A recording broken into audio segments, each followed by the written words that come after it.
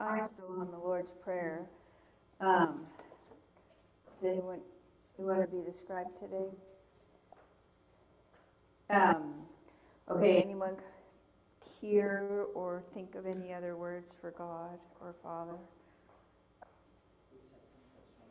Yeah, I heard some this morning. I think Redeemer, Enlighten, Merciful One, Compassionate. It's like lots of. Redeemer, I think, could be. Compassionate One. Yeah. We're not judging, we're just making a list.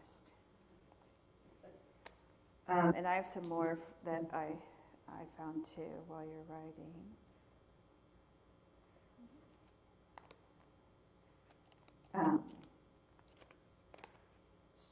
I found Spirit of Life. I don't know if we had that combination before. Source, breath, energizer. That's hard because I sort of think of that little bunny, right? Yeah. So that doesn't work very well for me, but maybe some people.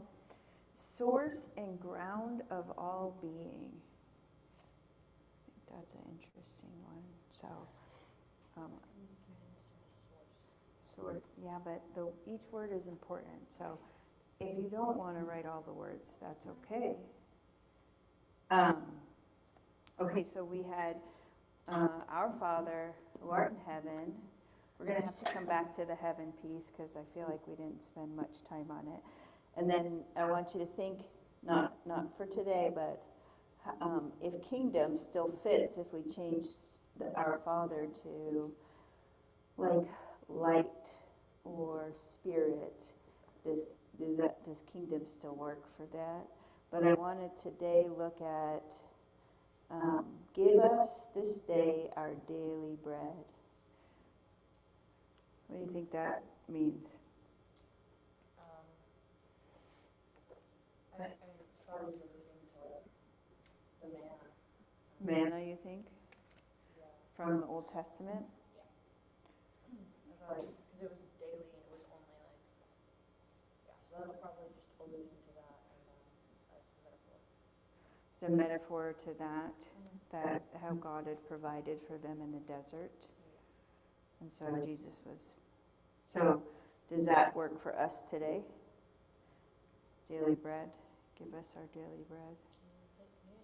We take communion. Yeah. Still eat bread here.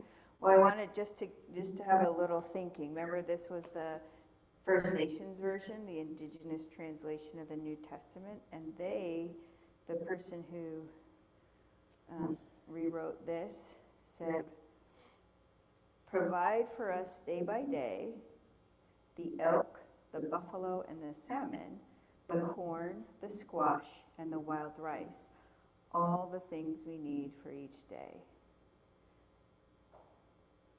That's a little different, huh? Yeah, it's like instead of just having some bread, you have like a 5-star meal. A 5-star meal, yeah. Do you think, we don't really eat, well, I've never eaten elk or buffalo. Salmon I have, and then corn, squash, and wild rice. But what do you know about indigenous cultures that tell you something about those foods? Natural. Bread. But like, make it like lives and stuff. So Grace had said how bread was, she kind of connected it to manna and how important that was to maybe the people Jesus talked to.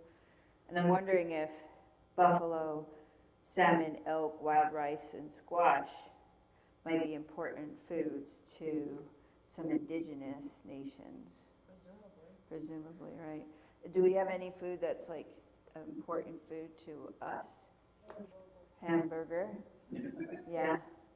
I was going to say I was in a group with 4th graders and we were talking about fundamental needs of humans and food was one of them, and they felt tacos belonged in all categories.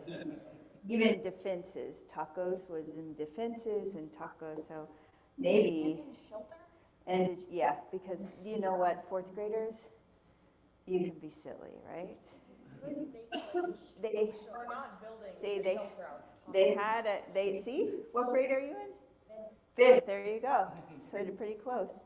So, we can think about what might be an important food for us that we have that is significant. Maybe it is bread. Maybe it is connected to communion.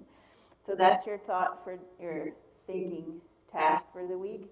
Along with, I'm still stuck on this word kingdom. So I need some help with that. I'm not really a fan. I mean, we talked about kingdom. I'm not sure how I feel about that, okay? So we're talking about what to do with that, okay? All right, thank you. You help me fold this up.